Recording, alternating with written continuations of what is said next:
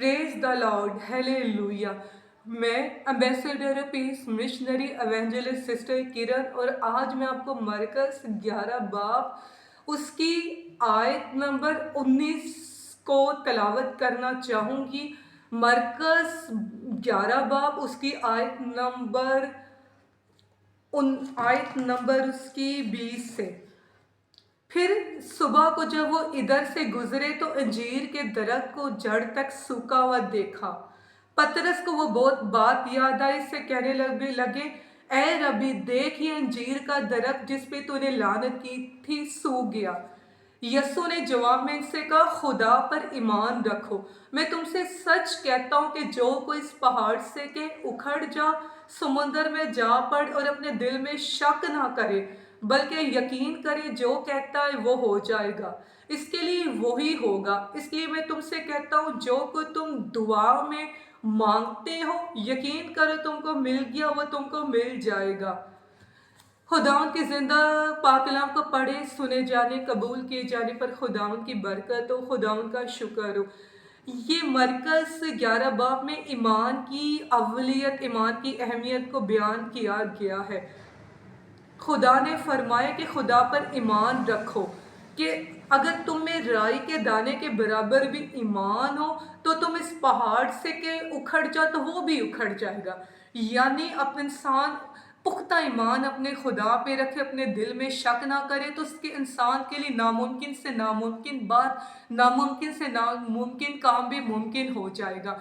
ईमान क्या है? अगर हम ईमान को देखें तो ईमान उम्मीद की हुई चीज़ों का एतमाद, अनदेखी चीज़ों का सबूत है। अगर हम ईमान के बारे में मज़ीद डिटेल से पढ़ना चाहें तो हम इब्रानियों 11 बाब को भी खोल सकते हैं। खुदा के ज़िंदा कलाम में से इब्रानियों 11 बाब को भी खोल के पढ़ सकते हैं, जिसमें ईमान की ढेर सारी मसाले बयान की गई है। और कलाम में ये भी फरमाया कि बगैर ईमान के इसको पसंद आना नामुमकिन है। इसलिए खुदा के पास आने वालों को ईमान लाना चाहिए कि वो मौजूद है, अपने तालबों को बदला देता है।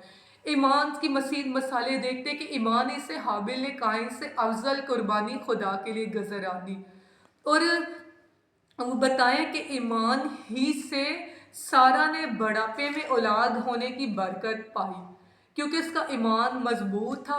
और फिर हम मज़ीद मसाले देखते हैं कि ईमान ही से मूसा के माँ बाप ने इसके पैदा होने के 3 महीने तक इसको छपाए रखा, क्योंकि उन्होंने देखा बच्चा खूबसूरत है और वो बादशाह के हुक्म से भी न डरे। फिर बताया कि ईमान ही से मूसा ने बड़े होकर फ़िरौन की बेटी का बेटा कहलाने से इनकार किया, इसलिए इसने गुनाह का चंद रोज़ा लुत्फ़ उठाने की निस्बत खुदा की उम्मत के साथ बदसलूकी बर्दाश्त करना पसंद किया। फिर हम ईमान के बारे में मज़ीद देखते हैं कि ईमान ही के सबब से जब इब्राहिम बुलाया गया तो हुक्म मान कर इस जगह चला गया जो जिसे मिरास में लेने वाला था, अगरचा जानता न था मैं कहाँ जाता हूँ, तो भी रवाना हो गया।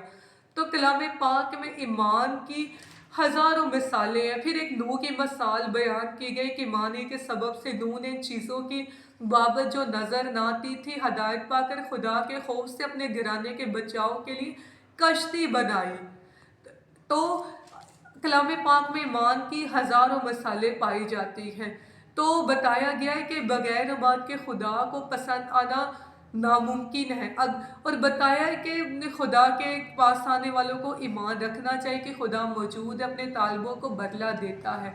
तो कलाम पाक में ये बयान फरमाया गया कि अगर तुम में राई के दाने के बराबर भी ईमान हो, राई का दाना कितना छोटा सा होता है, लेकिन कलाम पाक में फरमाया कि अगर तुम में राई के दाने के बराबर भी ईमान हो तो इस पहाड़ से क्या उखड़ जा, तो वो भी उखड़ जाएगा, तुम्हारे लिए कोई काम नामुमकिन नहीं होगा।